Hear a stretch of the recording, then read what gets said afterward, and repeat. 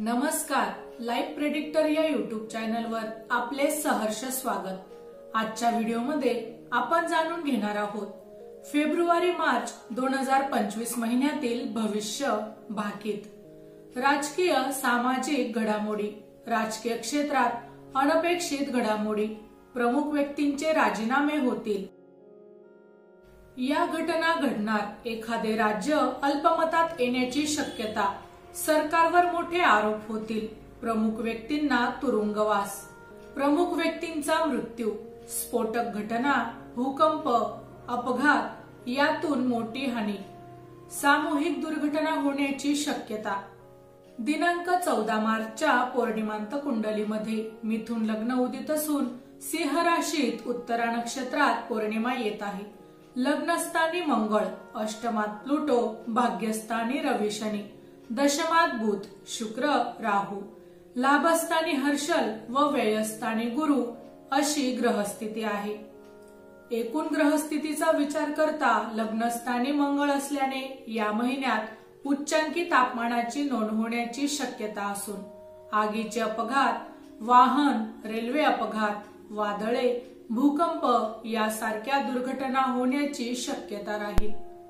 लग्नातील मंगळामुळे हिंसा, जाळपोळ, स्फोटक घटना, बंद, निदर्शने यातून अशांतता निर्माण होऊ शकते।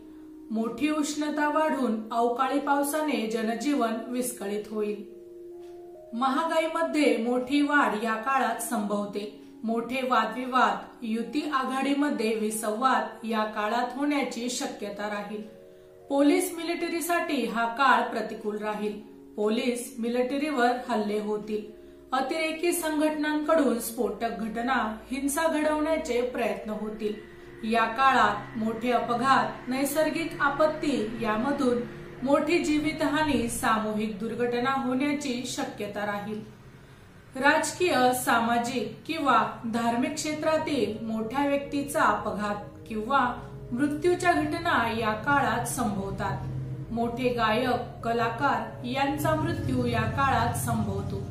राजकीय, सामाजिक क्षेत्रात मोठे गोंधळ किंवा नाट्यमय अनपेक्षित घडामोडी होण्याची शक्यता राहील। सरकारमधील महत्त्वाच्या व्यक्तींवर भ्रष्टाचाराचे आरोप होतील।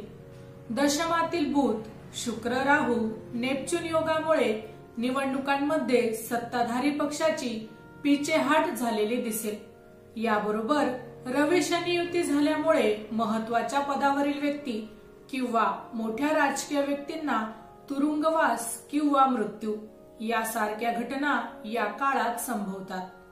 प्रमुख व्यक्तींचे परदेश दौरे गाजतील। रवी शनी युती दशम बिंदू जवळ होत असल्याने मोठे राज्य अस्थिर होईल। केंद्र राज्यातील सरकारमधील घटक पक्ष सत्तेतून बाहेर पडण्याची शक्यता राहील। एखादे राज्य अल्पमतात येईल। चतुर्थ दशमातून ग्रहणे होत असल्यामुळे मोठ्या पदावरील व्यक्तींना राजीनामे द्यावे लागतील। मोठ्या पक्षात फूट पडेल।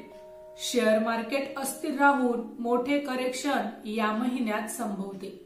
मार्केटमध्ये गुंतवणूकदारांचे मोठे नुकसान होईल। मात्र स्त्रीवर्ग, कलाकारांसाठी हा काळ उत्तम राहील। मोठे पद, मान सन्मान मिळतील। चित्रपटांना मोठे यश मिळेल। माहिती आवडली असेल तर अवश्य शेअर करा।